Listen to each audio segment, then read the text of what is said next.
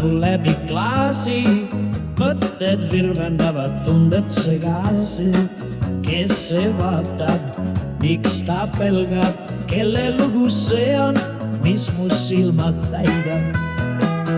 Taju on nagu vari, mis liigub koos valgusiga.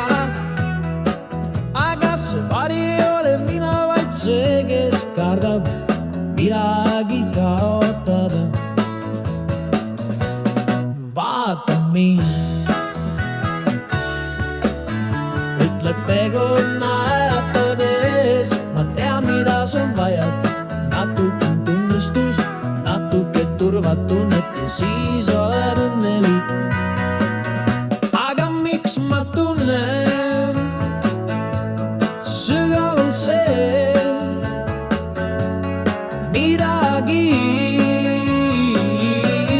mis ei klaabi. Ükskõik, mis ma saavad punta, ka kui tolm, kui vaatan ausalt peeglisse. Sind ei saa kaotada, sest sa teed ma, ütleb olemus vaikselt. Mina ei karda, mina ei vaja kinnitust. Mina lihtsalt olen vaikselt selgelt täis elu. Taju võib petta, aga süda teab, kui vaikida piisavalt kaua, kostab olemuse hääl.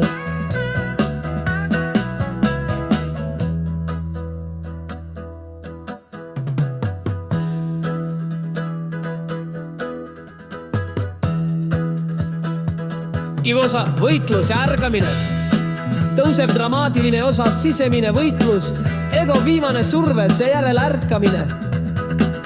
Aga kes sa siis oled, kui sa loobud kõigest? Karjub ego, kes sa oled ilma nime, ilma plaanita, ilma valuta? Ma värisen, ma vaikin, ma vaatan temasse ja ütlen, ma ei tea, aga ma tahan teada.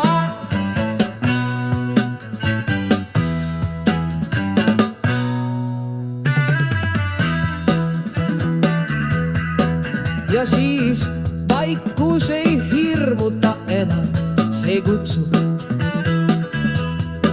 Ma hakkan kuulma enda tõelist häält, see ei karju. Ta ei toesta midagi, ta lihtsalt on. Taju muutub selgeks, kui ego vaibub.